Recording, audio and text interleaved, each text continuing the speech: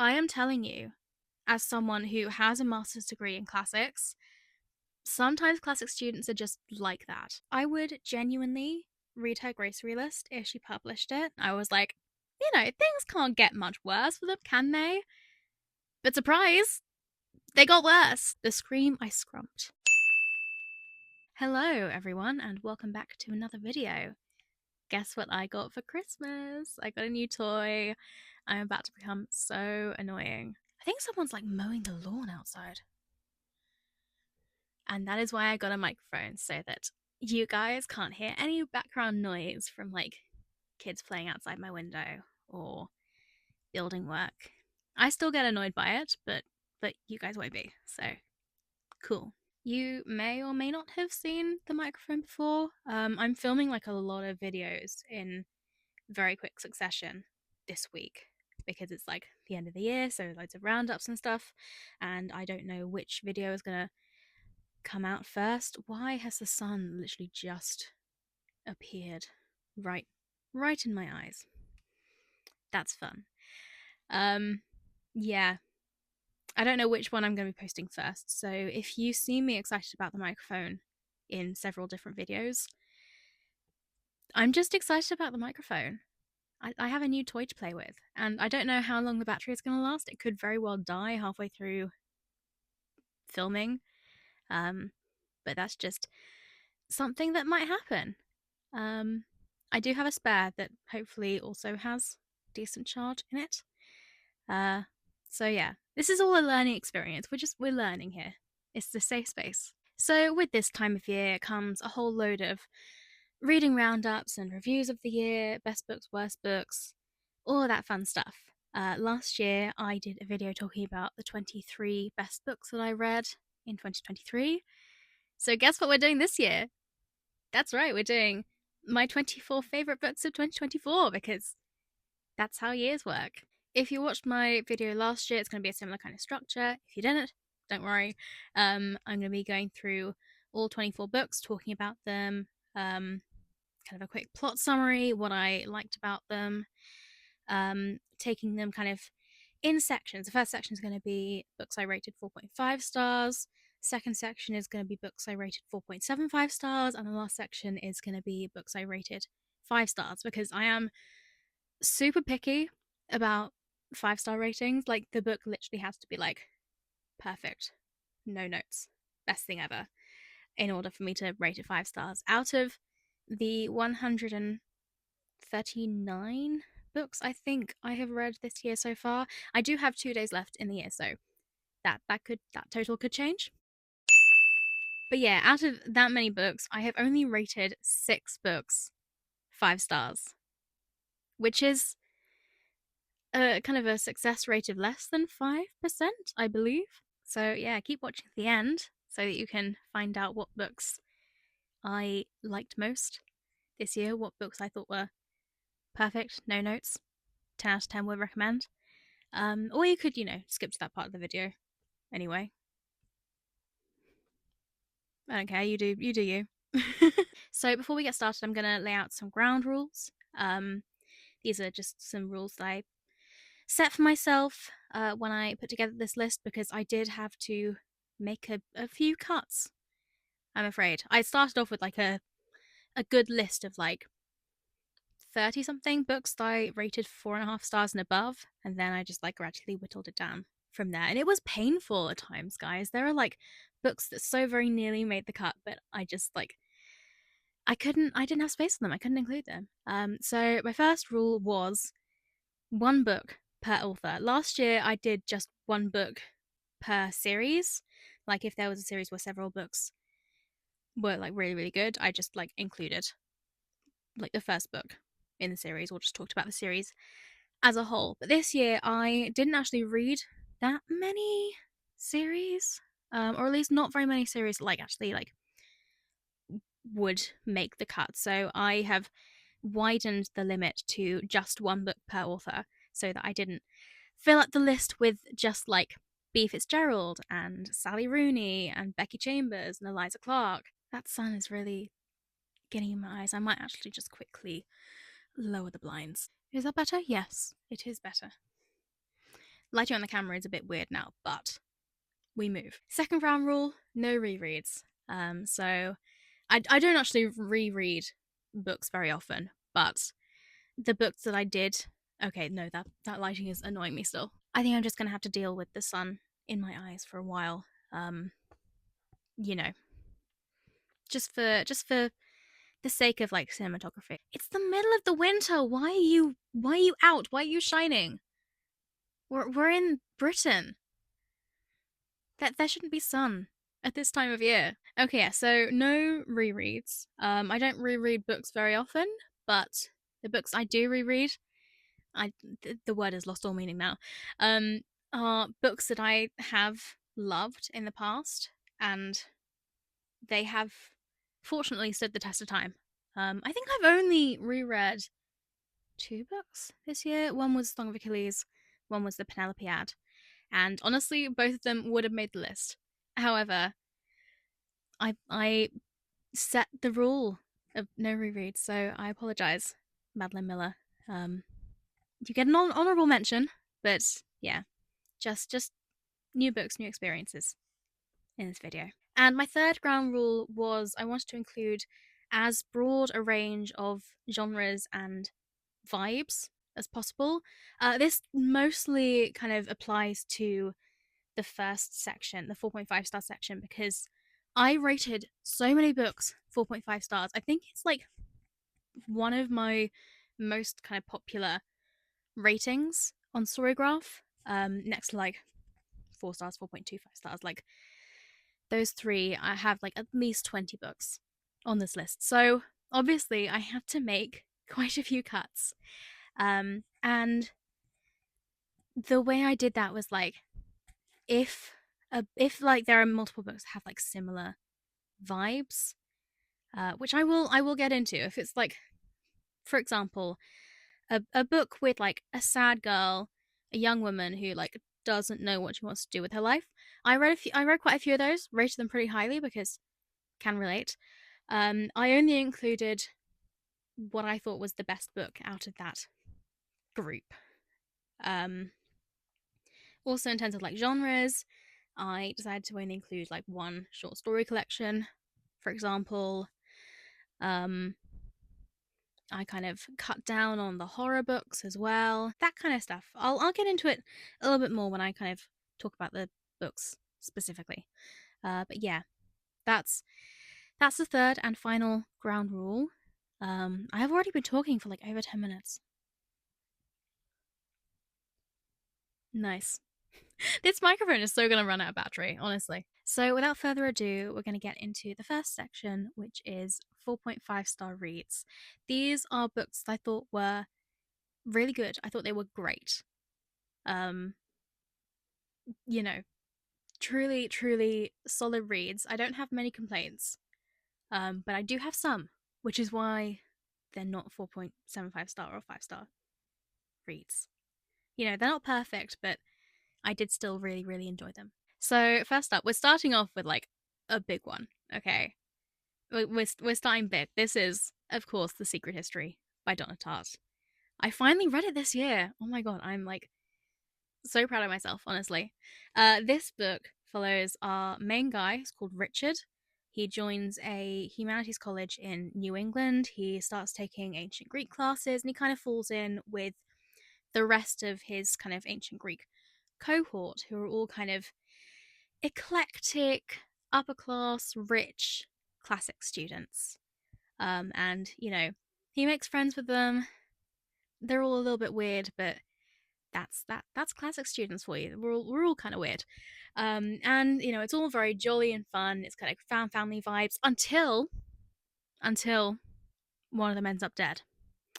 Which, by the way, is not a spoiler. It's literally the first line of the book talks about the death of this guy.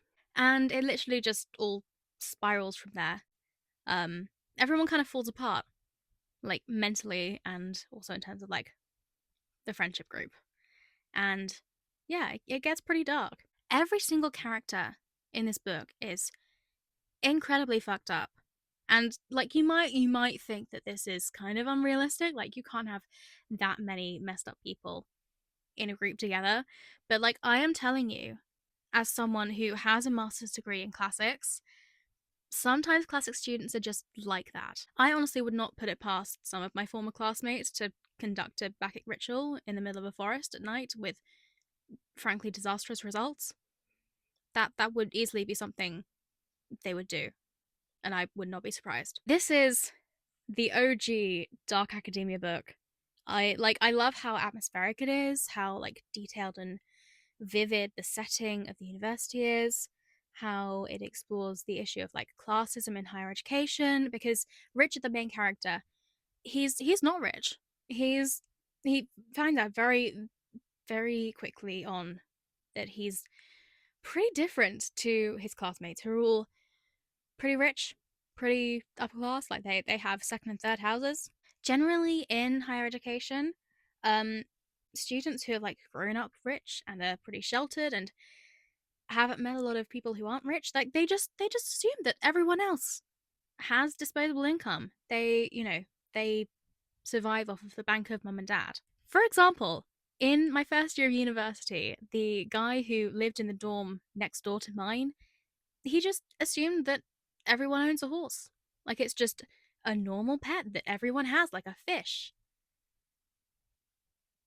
Seriously. Like one of the main purposes of Dark Academia, one of the main kind of features of good books in the genre are to like expose issues with higher education as an institution. In this case, it deals a lot with like classism and elitism, um, which is really good. I can fully understand why it's not a book for everyone. Like, it does drag quite a bit. It is pretty slow paced. It goes on a lot of tangents. Even like for me, it was pretty slow paced, and I still kind of I as a classicist myself, as a linguist, like I appreciated all of like the references to like ancient languages and stuff, like all of like the classes that they went to.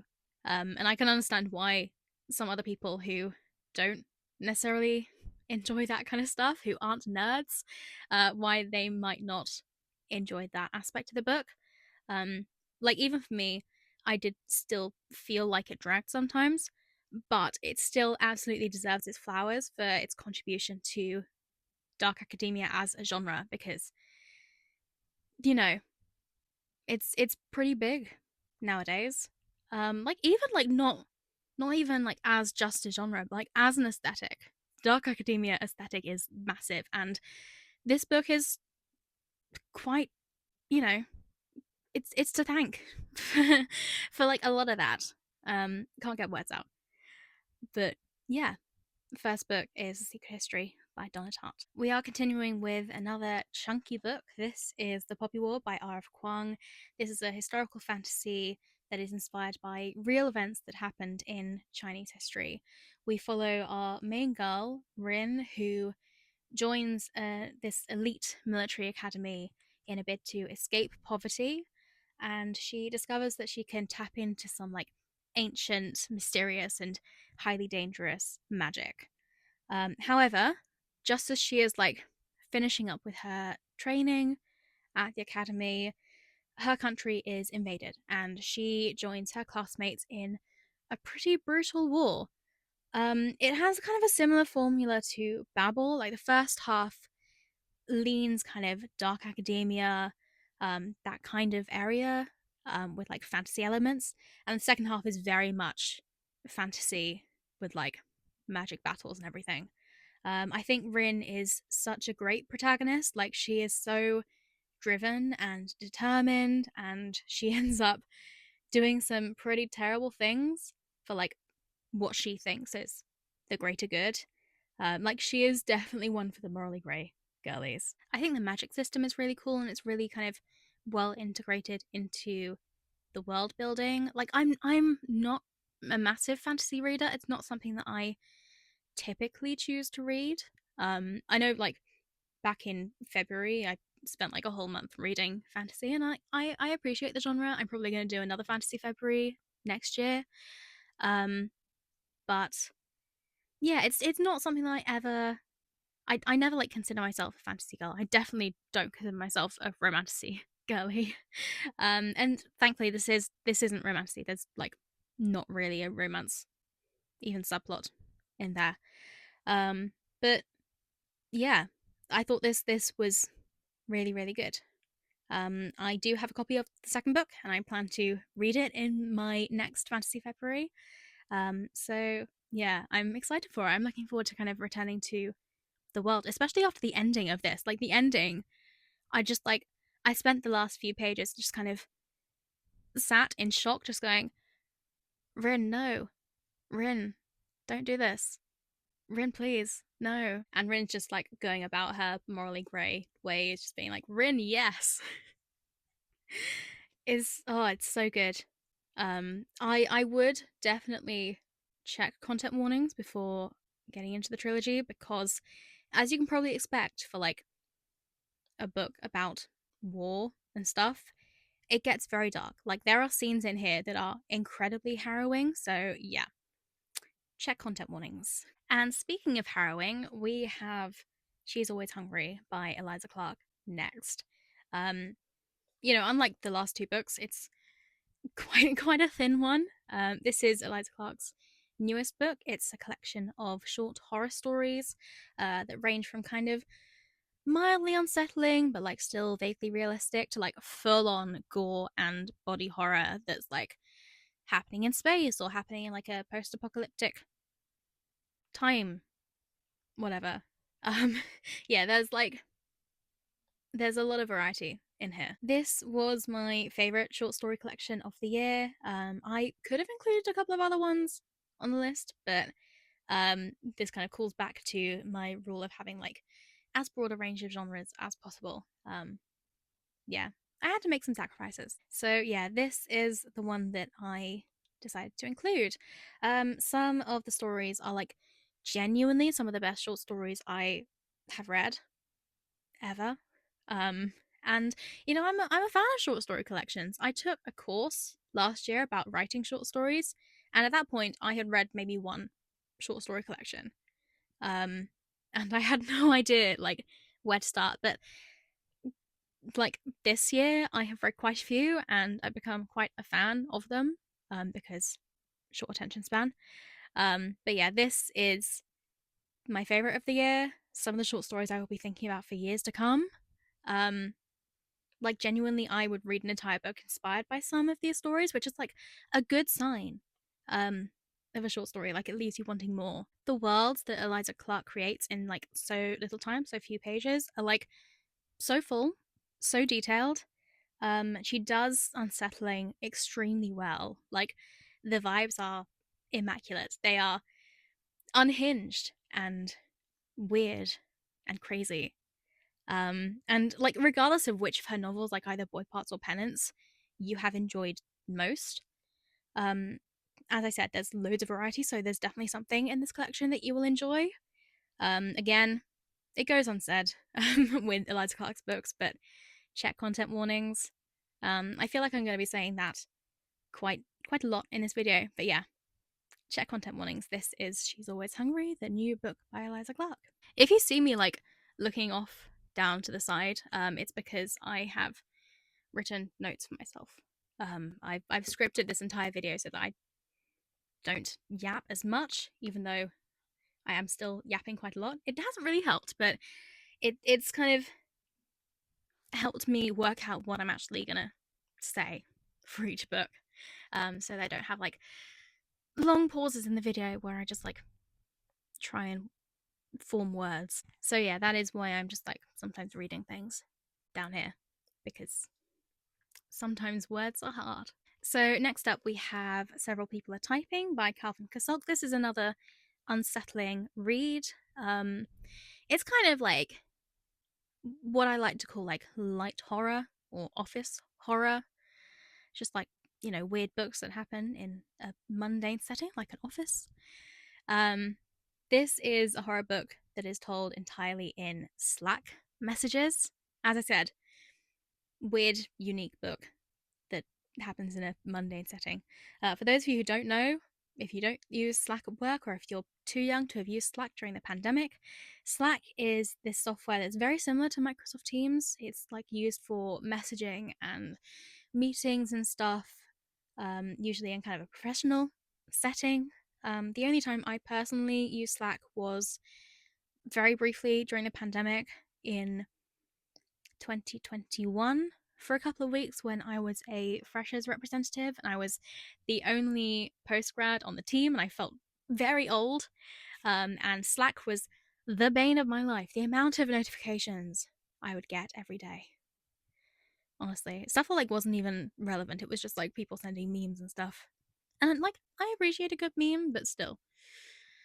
And it wasn't like something you could mute either because it was like on like proper channels that like were needed for information and stuff.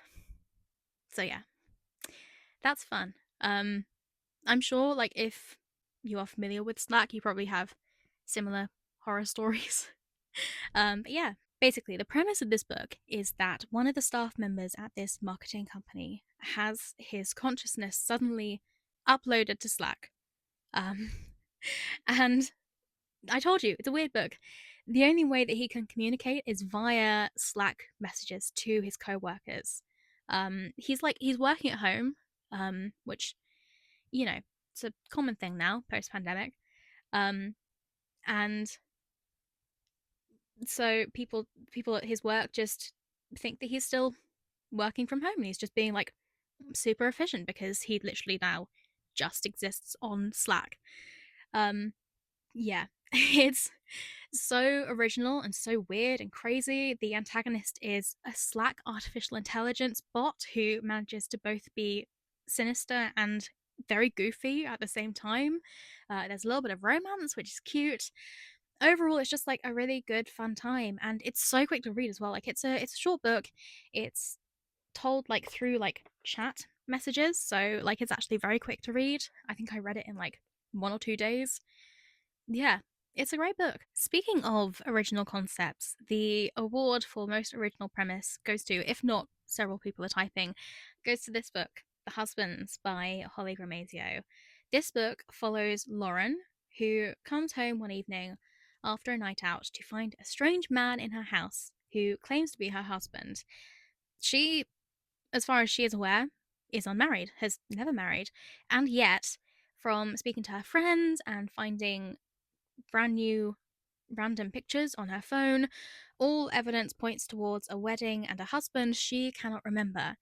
What's more is that when she sends her husband up to the attic to get something, the person who descends from the attic is a brand new husband who brings with him an alternate timeline in which the two of them ended up together. It's truly like a 10 out of 10 concept, 10 out of 10 execution kind of book. The author Holly Gramazio explores this idea of like husbands coming from the attic in like an infinite supply from every angle imaginable and some like not so imaginable. Like it never gets boring or repetitive at all. Like every single time, every single husband, there's just like something, it's like a new possibility to explore. The narration itself is very funny. It's told from Lauren's point of view, and she's like a complete disaster. She like she doesn't really know what she's doing with her life. Um, but she's still like super endearing. So if you are in the mood for a book the likes of which you have never read before or will ever read again, definitely give this one a go. Next up, we have Portrait of a Thief by Grace D. Lee, which is a heist book in which a group of Chinese American students are tasked with stealing artifacts from five of the biggest Western museums and repatriating them back to China. Not only is this a super fun, super exciting, tense heist story, but it also delves into deeper topics like colonialism, racism towards Asian people in the wake of the COVID pandemic, and also finding one's identity as a first or second generation immigrant. All of the characters are really well written with their own personalities and problems and their own roles within the heist team, and there's even a little bit of a sapphic romance subplot if that is your thing, which it should be if it's not. This was honestly just like a super fun read that also gets surprisingly deep. It's definitely a book that I would reread, actually, at some point. Another book that dives into some deeper topics is Detransition Baby by Tori Peters. This is such a good book. Such a good book. In this book, Reese, a trans woman, receives a phone call from Ames, her ex of 3 years, who detransitioned following their breakup, who has been having an affair with their boss, Katrina, who has just found out that she is pregnant. Ames knows that Reese desperately wants to be a mother and calls her to ask if she wants to join this rather unconventional family setup. It's a very complex and unique scenario that's actually quite difficult to explain. Yeah, you'll just have to read the book, I guess. But essentially, it is the story of three pretty messy women who are just like finding their way in life. I think that Tori Peters' prose is absolutely masterful. Like, her characters are messy and human, and the overarching message of the book is that there is no one way to be transgender, that like every person's story is different and individual to them. I am aware that this is a pretty polarizing book. Like, it has a very winding plot structure with loads of flashbacks and tangents. Like, it very much takes the scenic route to the plot. But for me, I thought like the writing style was very much the highlight of the book.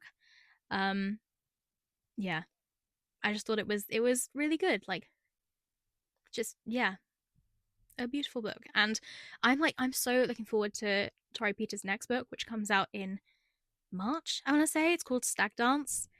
Um, yeah, and it's like a novella and three short stories. So I have a feeling it's going to be a little bit more fast paced, but like the writing style should be like the same amount of loveliness. So yeah, super excited about that. This is Detransition Baby. Really good. Okay, speaking of messy characters, my next book is Conversations with Friends by Sally Rooney. And I do have a copy of this book, um, but it is currently in my sister's room, and she has been sick with this lurgy that has been going around the UK for quite some time. And I don't really want to venture in there to retrieve a book in case I get ill. I have an audition in like less than a week and can't afford to be ill for that. So yeah, it's currently being quarantined. But yeah, Conversations with Friends by Sally Rooney follows Frances, who is a woman in her early 20s, and she has an affair with an older married man. She is like so messy as a character. She has like no idea what she wants to do with her life. She's kind of drifting about and making bad decisions, and I would honestly probably find her infuriating to read if I didn't relate to her so damn much. Like, Sally Rooney just like gets what it is to be a woman in her early 20s, which is pretty much just like making a whole load of bad decisions. Yeah. I also really love Sally Rooney's writing style. She has a very kind of show don't tell approach to writing, which means that she doesn't underestimate the intelligence of her readers. Like, she focuses on very much kind of the details in a scene and leaves it to us to like put together the bigger picture, which is very cool. Again, I decided to only include this one book in like the subgenre of sad, slightly lost young women in this list, but I read quite a lot of them that deserve to be mentioned. So, quick shout out to Adelaide by Genevieve Wheeler, Pizza Girl by Jean Young Fraser, Exciting Times by who's it by? By Nisha Dolan, who are all very honorable mentions, with honestly very similar vibes to Conversations with Friends. You know, it's a subgenre that I like and I appreciate. The sun is still very much annoying me. I'm not really a fan. The final book in this section is Glorious Exploits by Ferdia Lennon, and I have no segue other than that this book is also yellow. This is a historical fiction book that is based on a true event where, during the Peloponnesian War, captured Athenian soldiers in Sicily would recite lines of Greek tragedy to the Syracusans for food and drink. In this book, two Syracusans recruit a group of captured Athenians to stage two plays by Euripides for kind of the rest of the town to watch, and the plot plots from there. This book is great, but there's like one thing that I really don't get, and that is every single review I've come across of this book has said it's like uproariously funny. Like, I think it's even like won an award for being a funny book. And yet, I don't get it. I don't get it. It's not funny to me. The book isn't funny. It's actually like really sad. Like, there is a lot of graphic violence and death and details about the horrors of war. And like, sure, it's narrated in like a casual kind of conversational way that could be interpreted as being light-hearted at a stretch. But like, it's not funny. It's a sad book. That said, it is still really well written and well characterized. I loved the two main characters. I thought they were really well written. The setting of ancient Syracuse is super immersive and vibrant. I would still absolutely recommend it. Just don't do what I did. Like, check content warnings and don't go into it expecting a comedy, because it's not. It's more like a tragedy. Hello, it's me coming to you from several hours in the future. Um, yeah, disaster has unfortunately struck. As I was uploading all of the footage, one of the clips got lost. I don't really know where it went. The good news is, though, it is quite a short clip, and I literally only talked about one book in it, so it's fine. I'm just gonna, like, talk to you about the one book now, and then hand you back to Liv from a few hours ago to talk about the rest of the stuff. It's a good thing I have my handy script here with what I said, because I would have forgotten everything otherwise. So yeah, the next book, we are now moving on to the 4.75 star book section. These are books that are like super, super good. They're like almost perfect. I have very little complaints about them, but they're not quite like 5-star worthy. They don't quite give that 5-star feeling. I might have a couple of issues with them, or like, they might not hit. They might not live rent free in my brain, but they're still like really good and definitely worth reading. So, the first book in this list is called In Any Lifetime. It's a book by Mark Guggenheim. It is a sci-fi book about alternate universes. This book is like if Doctor Strange in the Multiverse of Madness was actually good. So we follow our main guy. He's a scientist. He's called Jonas. And 2 years ago, he won the Nobel Prize for Physics for discovering the existence of alternate universes. Except on that same night that he won the Nobel Prize, he also lost his pregnant wife in a car crash.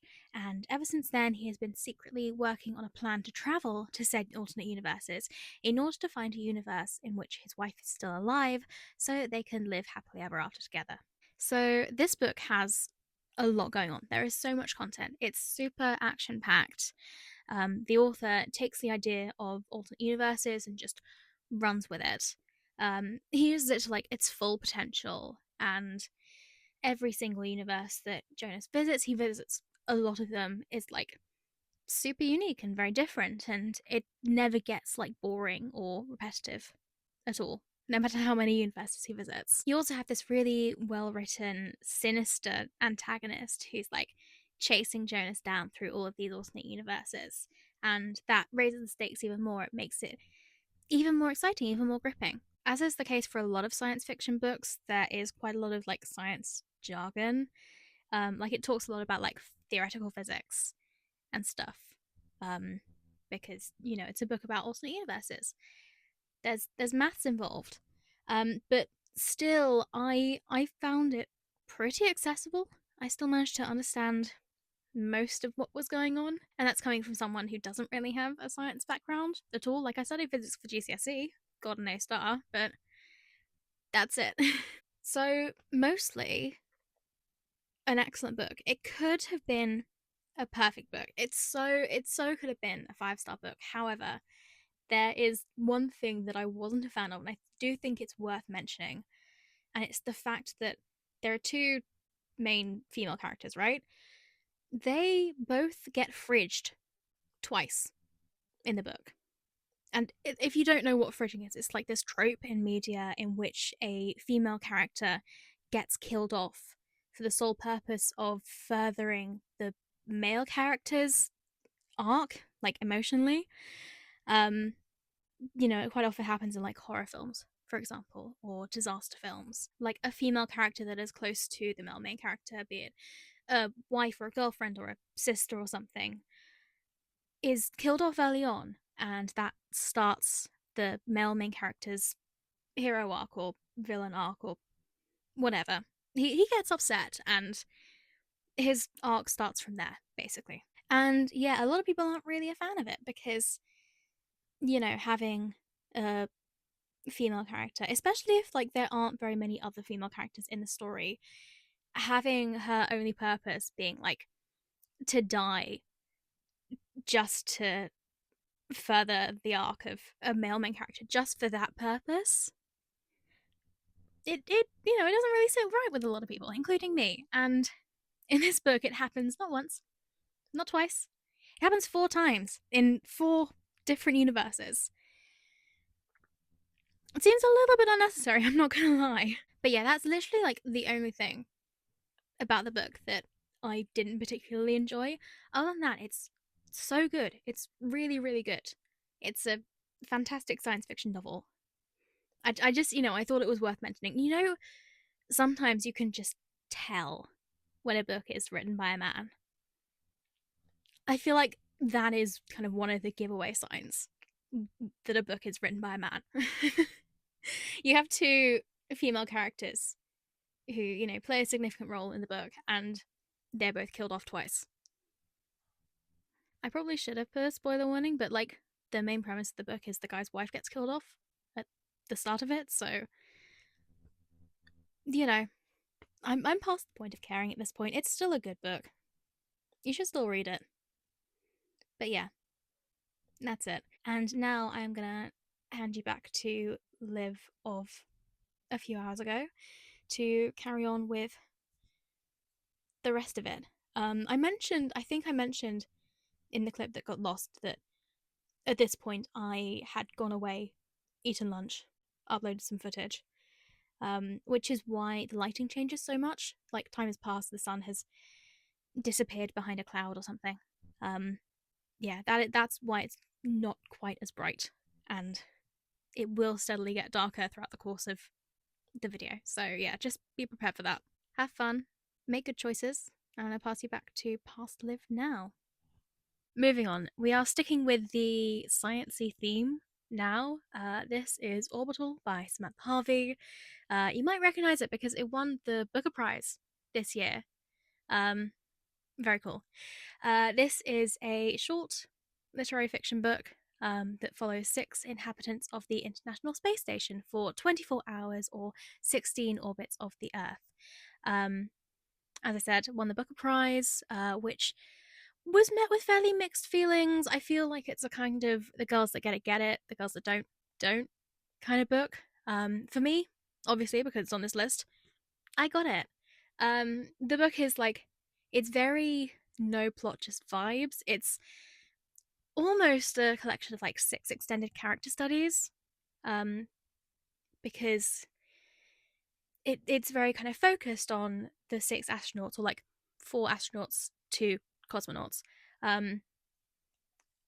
There's a lot of in-depth analysis of each of the characters, their roles on the station, because they all have kind of different responsibilities, as well as like they have different priorities and things going on down on Earth that they're very far away from. For example, like one character is grieving their mother, another one is watching a storm hit a place. I want to say it's like the Philippines or something. It's kind of in that area where he has friends who live there, and he's worrying about their safety, etc., etc. So as well as like focusing on the characters themselves, there's also a lot of focus on the interactions between the characters, because nothing really bonds you together like several months stuck in a tin can in space with only 5 other people keeping you company. So yeah, the relationships between them are explored in a lot of depth. There's a lot of kind of history there that's kind of explored. Um, yeah, it's kind of, there are elements of like found family in a way, or at least like forced family, because for those few months that you're in space, those other people do kind of become your family. Above all, this book kind of explores how large our impact is as a species upon the earth in terms of like climate change and everything, but also like how small we are in the grand scheme of things. Like, we as humans are a tiny race on a tiny blue dot in a tiny little kind of portion of a small galaxy amongst trillions of other galaxies. And in the end, nothing all we do really matters that much. Anyway, now on to happier things. Next book is Happy Place by Emily Henry. This is another book that is currently quarantined in my sister's bedroom, and I don't want to go get it. Yeah, I love Emily Henry's books. So in this book, we have Harriet and Wynne, who were engaged and were like the perfect model couple, but have now broken up quite messily, except they never actually told their friends that they broke up, and now they have both been invited on the annual summer trip with their friendship group. But the house that they always stay in is being sold, so it's their last kind of hurrah before that happens. And they think it's easiest for everyone involved if they just pretend that they're still together for the week. So you've got a combination of fake dating and second chance romance. It's all happening. So my favorite thing about this book wasn't actually the romance. Don't get me wrong, the romance was sweet. But what I actually liked most, and what I love about every single Emily Henry book that I've read, at least, I think the only one I haven't read actually is Beach Read. So yeah, gonna have to rectify that fairly soon. What I love about every Emily Henry book is like the friendships, particularly like female friendships and like women supporting women. But in this book, there is such a strong sense of found family. There are loads of flashbacks, kind of written into the story about like how this friendship group formed, and they're kind of like really kind of close knit friendship vibes. Um, yeah, and in particular, like the female friendships are very strong. I think there are three kind of main female characters, and I think I want to say they were like roommates in college or something. But yeah, they've been friends for years, and they know each other so well, and they're very close.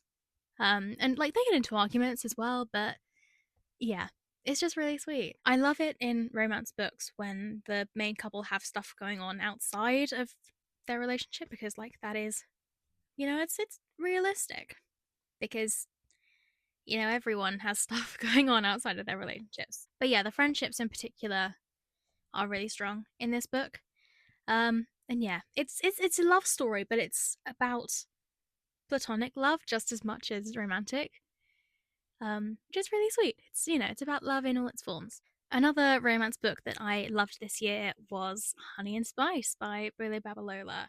This book follows Kiki, who is the host of a radio show at her university, and there's more to this than like just this. But long story short, in order to get into her dream internship, she has to get up close and personal and fake date, I guess, this guy called Malachi, who I want to say is new in school. Yes, he's new at the college, and coincidentally, she has just shamed live on her radio show for being a waste man, a player, a fuckboy. So it's giving annoyances to lovers, and honestly, Kiki and Malachi have my entire heart. Like, they have so much chemistry. Yeah, Malachi in particular is the book boyfriend of all time. He's definitely not a player. He's just misunderstood. I can fix him. Besides the romance, there is also again a focus on female friendships and women supporting women. There's like a proper like good subversion of the mean girls trope. Like, there are mean girls, but they're also girls, you know? You can be intimidating and you can also support women. Those two things are not mutually exclusive. And there's also an exploration of what it's like to be a person of color at a educational institute that is predominantly white. I might even potentially call this book light academia. Like it's definitely not dark enough tonally to be dark academia because it's a rom-com, but it does still kind of lean into some of the themes of the genre, like exposing kind of the problematic nature of education as an institute. Um, so yeah, light academia, I guess. Um, yeah, this was really good. Another uplifting book next. This was one of my most anticipated reads of the year. When the World Tips Over by Jandy Nelson. Listen, I'll Give You the Sun is like a favorite book of mine, like of all time. It truly changed my brain chemistry when I read it for the first time when I was like in my early teens, and it has lived rent free in my head ever since. So yeah, when I heard that Jandy Nelson was coming out with another book, like nearly 10 years later, the scream I scrumped. So, this book follows the siblings of the Fall family who live in wine country, California, as they uncover some rather uncomfortable truths about their family. There is magical realism, there's a missing father, there's a burnt out gifted kid, there's a family disappointment, there's an extremely complicated family tree, and loads of flashbacks to past generations of the Fall family who all become victims of the Fall family curse. And you just kind of have to watch and see if this latest generation of the Fall family also fall victim to this curse. There is just something about the way Jandy Nelson writes siblings. She writes sibling relationships so well. Like, she fully understands how they communicate with each other, how they may not always like each other, but they will always love each other. You know, sometimes you get authors who write siblings and it is so clear that they are an only child because they just do not understand how siblings interact with each other. This is like the opposite of this. Jandy Nelson gets it. This is like family drama set over like several generations. There is so much history behind this family curse. It's all set in like this small town setting, which is so like vibrant and intricate. Like the vibes are just immaculate. It's just like really whimsical, but also there's like a darker side to it because you have this generations long family drama. There is so much history like written into the lore of this book, and it gets messy. um yeah, the whole story is like really well crafted. And secrets get uncovered, and there are scandals, and yeah, there's a whole mystery behind it. I don't know if it's like quite as good as I'll Give You the Sun, but it's been a while since I've actually read that book. So yeah, I might reread it, or I might be a little bit scared too because I'm worried it won't live up to the the amount that I have hyped it up over the years. But yeah, this was still amazing. Such a good book. Continuing with this theme of magical realism now, we have The Book of Form and Emptiness by Ruth Aseki. In this book, we follow 13-year-old Benny and his mother, who live in Chinatown in New York, and at the start of the book, they experience a tragic loss and have to deal with the aftermath, the fallout. Benny begins to hear the voices of objects around him, while his mother tries to keep hold of her job, her house, and custody of her son, all while battling a hoarding problem. It's a lot. I got halfway through this book and I was like, things can't get much worse for them, can they? But surprise, they got worse. As you can probably tell, this book is incredibly sad. I felt so bad for Benny and his mother throughout the whole thing. Like, they just kept on suffering. But it's also a beautiful and heartwarming book, and it shows that like there is no harm in asking for help from others, even like strangers on the street. It's one of those books where the setting is depicted so vividly through the people who live there. So in this case, it's New York, and you get to see all of these colorful characters who live in New York. Some good, some bad, that Benny and his mother come across throughout the story. It's it's a really special book, and it gets quite meta in place because it's like narrated by the book, I guess. Like it's narrated by Benny's own book, and Benny, who can hear thoughts of objects, he hears the book's narration. He kind of communicates with it from time to time. Um, yeah, it's. I'm probably not explaining it very well, but like, I would definitely recommend reading it to like anyone, just as long as you're okay with being incredibly sad. Okay, moving on from magical realism to full on fantasy now, we have Hera by Jennifer Saint. This is my favorite book by Jennifer Saint so far. It's a masterpiece. This book is a retelling of pretty much the whole of Greek mythology from the perspective of Hera, Zeus's wife and queen of the gods. If you know anything about Greek mythology, you know what an achievement that is to fit that much content spanning thousands of years. And Hera's a pretty significant character. She appears in a lot of myths.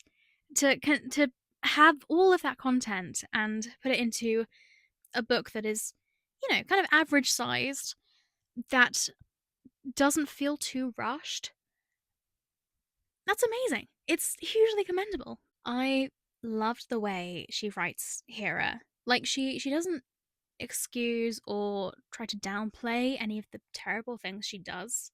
And, she does a lot of terrible things in the myths. But Jennifer Saint writes her in a way that like makes her at least somewhat sympathetic, or at least understandable. You understand why she does what she does. Because, she's morally great. She is a being made of pure pent up female rage. And that rage is directed mainly at the true villain of the story, which is, of course, Zeus. It is so good, honestly. And the ending is incredible. Like, it is the most perfect ending for a story like this. I would say you probably need some kind of knowledge of Greek mythology to read it, like some kind of prior knowledge, but I don't think you need that much, really. Um, yeah, just to like fully appreciate the achievement that this book is. This isn't going to be the last myth retelling you see in this video, and honestly, I am quite surprised that it took this long to get to one. But it's definitely a new favorite of mine for sure. Next up, we have If We Were Villains by M.L. Rio, another dark academia book. This book is basically the secret history if the secret history were gayer and about Shakespeare instead of ancient Greek. We have this cohort of 7 acting students at this prestigious, highly selective arts college who are in their final year. All they study is Shakespeare, and like it shows. They know the plays like the back of their hand. They can recite Shakespeare at the drop of a hat. They speak in Shakespeare quotes a lot of the time. Um, yeah. And then one morning, one member of the group is found murdered. It's a murder mystery, guys. This book has been hyped up for so long, and I am here to tell you that it lives up to the hype. I'm so glad, honestly. The characters are all distinct and flawed, and the mystery is really gripping. There's this romance subplot with so much yearning, so much. Um, yeah, I would definitely recommend it to absolutely anyone, unless you don't like Shakespeare, in which case you probably won't enjoy it. But like anyone else, definitely read it. My final pick in this section of 4.75 star reads is Evenings and Weekends by Asheen McKenna. This book takes place in June 2019 during a heat wave in London. We follow several different characters who are all interconnected as they all face some kind of big change in their respective lives. For example, one character is pregnant, but she isn't sure if she's actually cut out to be a mother. One character is a mother, but she has to tell her son that she has been diagnosed with cancer. And a couple of characters are facing eviction from their apartment, and they decide to throw one last all out summer party. Um, yeah, there's a lot going on. This book is so well crafted. Each of the characters is very human and written with so much empathy that like it's hard not to find them endearing even though, they have a lot of flaws. They make some bad decisions. Just like the Book of Form and Emptiness, it's another one of those books where the setting, in this case it's London, is brought to life by its inhabitants, all the different characters who live and work there. So every so often you get a snapshot of people waiting for the bus or businessmen in suits who are on the tube manspreading. Um, it's a lot of colorful characters. The book has like the vibes of Ali Smith meets Sally Rooney, and considering those are two of my favorite authors, like that's a win for me. Okay, I have put on a lamp now because the sun has fully gone down. Like it's nighttime now. Um, and yeah, it's a bit of a contrast compared to like the start of this video when it was literally shining right in my eyes, but that is just how long I have been yapping for.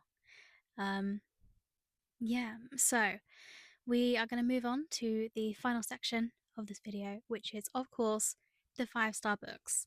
These are like the cream of the crop, the best of the best, the eye of the tiger. These books are like perfect no notes kind of books. Like, I would recommend them to absolutely anyone. I shout about them from the rooftops. I haven't been able to stop thinking about them. Like, they live rent free in my brain forever.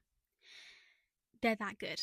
And there are only 6 of them out of like the 140 books I've read this year. So I'm selective about this. I'm very picky. So you can trust that like these books are the shit, okay? So firstly we have A Closed and Common Orbit by Becky Chambers. You really thought that I wouldn't put a Becky Chambers book in this list? You really thought I wouldn't include one of her books? Think again. This is book 2 in the Wayfarers series, which is a series of interconnected standalones set in deep space. It's sci-fi, it's aliens, it's AI, it's spaceships, it's space travel. It's got the works. So this book follows 2 different storylines, 2 perspectives, 2 timelines. In one of them, you have a young clone trying to escape the planet of her birth, and in the second one, an artificial intelligence who is newly trapped in a humanoid body has to learn how to live as a human, what it means to be human, essentially. Becky Chambers is, of course, the undisputed master of the found family trope. The crew of the Wayfarer ship in the first book of this series, The Long Journey to a Small Anchor Planet, is like a contender for my favorite found family of all time. And this book is no different. I loved all of the different relationships between all the characters, whether that be familial, whether that be platonic, whether that be even romantic sometimes. Becky Chambers writes with so much empathy and optimism for the inherent goodness of humanity. Like, it's just a really hopeful book. It's just, wholesome and feel good. Even though, there are some sad bits. There are definitely some sad bits in this book. Like, honestly, her books just feel like someone giving you a hug and telling you that it's all gonna be okay. You know the trend that's been going around on TikTok in the last year, I want to say, couple of years? The hope core trend, where it's like compilations about like people achieving things and people just generally being good and nice. It's all set to Frank Sinatra singing My Way. That's what these books feel like. It is like hope core in a book. Next up, we are keeping with the space theme. This is The Last Gifts of the Universe by Riley August. This book follows Scout, who is an intergalactic archivist who travels the galaxy with their brother and their pet cat Pumpkin as they search for anything left behind by past alien civilizations. There is a terrifying existential threat that has systematically wiped out all life on every planet they visit, and they need to work out what that threat is and how to stop it before it turns its attention towards humans next. This book is the perfect blend of terrifying and heartwarming. On the one hand, you have this race against time to try and stop this seemingly unstoppable force that just causes all life to vanish without a trace. Like, that is genuinely horrifying. This book isn't a horror, but the thought of there being like this kind of immortal, unstoppable being that could easily cause all life to like vanish, like be wiped off the face of the earth, just suddenly, leaving not much behind. Like, that is genuinely one of the most terrifying concepts I have ever heard of. And yeah, just it like the stakes are high, guys. The stakes are super high. At the same time, though, it is a story about love in all its forms. The love between siblings, the love between a pet and its owner, even the love between two aliens who died long before the start of this book. Like, I was crying over said dead aliens at 1 a.m. in the morning. Ugly sobbing. If you are a fan of Becky Chambers, then you should absolutely read this book. Even if you have never read Becky Chambers before, you should still read this book and then go and read Becky Chambers. Moving from sci fi over towards the fantasy direction, we have Piranesi by Susanna Clarke. This weird little book is about a young man who is trapped in a seemingly endless house filled with giant statues in an alternate dimension of reality. He wanders around exploring the place. He documents everything in his journals, which is what we're reading. We're reading basically his diary. Until one day, he discovers that he might not be as alone as he thought he was. If you're a fan of No Plot Just Vibes books, this fits the bill exactly. Like, it is so atmospheric and it's pretty much an extended character study. Like, this guy's narrative voice is really, really strong. It's very endearing. Like, he doesn't have a lot of like memories. As far as he's aware, he has always existed in this house. And so he's kind of filled with a lot of like childlike wonder and naivety. And it's just very endearing. So yeah, it's very much No Plot Just Vibes, except there is a plot. The plot just suddenly comes together like 50 pages before the end, and it somehow gets even wilder than it already was. I yeah. I originally rated this book 4.75 stars. Um I don't actually know why. I think I don't know. I don't know what I was thinking because I have not been able to stop thinking about this book since I finished it. And that's why I bumped it up. It literally it lives rent free in my brain forever. There is truly no other book like it. I've just seen that my microphone is about to die or has died. I'm not quite sure, but it is charging right now. I am using the second one. Hopefully the audio was okay in that last bit. I'm not really sure. We'll have to see. We'll see. Um anyway, we only have 3 books left, so we're going to carry on. Next up, we have another weird book. This is Rouge by Mona Awad. Again, you really thought I wasn't going to include a Mona Awad book in my list. You guys really thought. I love her writing. I'm such a fan. This is a fairy tale inspired literary horror that follows our main character, Belle, who is obsessed with skincare and looking young and pale and beautiful, and she is investigating the mysterious and sudden death of her mother when she gets drawn into this rather sinister wellness retreat. It's a book about beauty and grief, and also Tom Cruise is in it for some reason. Don't ask. As I said, I absolutely adore Mona Award's writing. It feels like what I imagine an acid trip is like.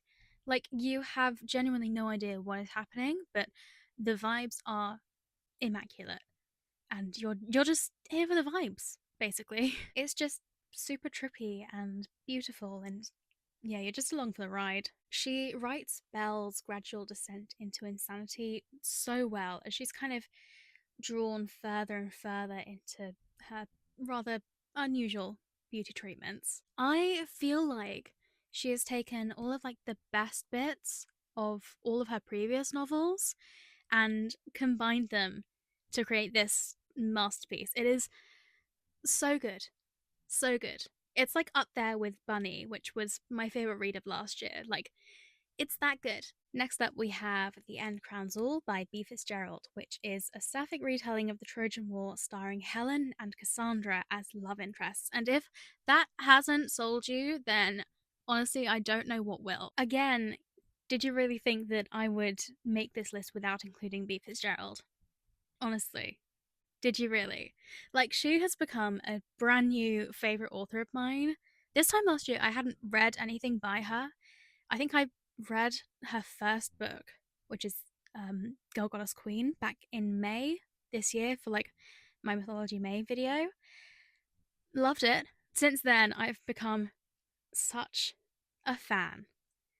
I love her books. I could have included all three of them on this list if not for my one book per author limit. There's just like something about the way that she writes the female characters in her Greek mythology retellings to give them agency and a voice and a great character arc.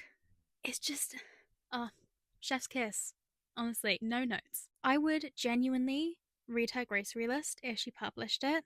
Like at this point, I'm begging for scraps.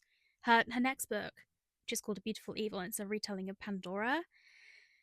It comes out in August, which is too far away. It's too long to wait. I'm so impatient. I need more from her, like right now, please. I'm begging. And now we have come to the final book in the list. And finally, keeping with the classic slash ancient history theme, we have, of course, The Temple of Fortuna by Elodie Harper, which is book 3 in the Wolf Den trilogy. It's a historical fiction trilogy set in Pompeii. This one specifically is set in Pompeii in AD 79, so I'm sure you can guess what happens in it. If you have spent literally any time on this channel in the past like year and a half, which honestly is about as long as I've had the channel. So yeah, if you spent any time on this channel at all, you will probably be aware of how much I absolutely love this trilogy, how much I gush about it in pretty much every single video. I'm not gonna lie. It has some of the most well written, three dimensional, flawed, determined female characters I have read ever. I love the first book, love the second book, so as you can probably tell, my expectations for this one were pretty high. And thank God they were met and exceeded. This is such a satisfying conclusion to the trilogy. The stakes were super high. Every character's arc came to a satisfying end. Like there were some sad bits. I mean, sad is kind of an understatement. I don't cry at books very often, is the thing. And yet, this book had me ugly sobbing on a Wednesday morning. Overall, it was just the perfect end to an already incredible trilogy. And if you haven't read the Wolf Den trilogy yet, this is your sign to do so because it's worth it. And you won't be let down by a disappointing third installment, I promise. This is so worth it. Truly, no other book has had me crying as hard as this one did.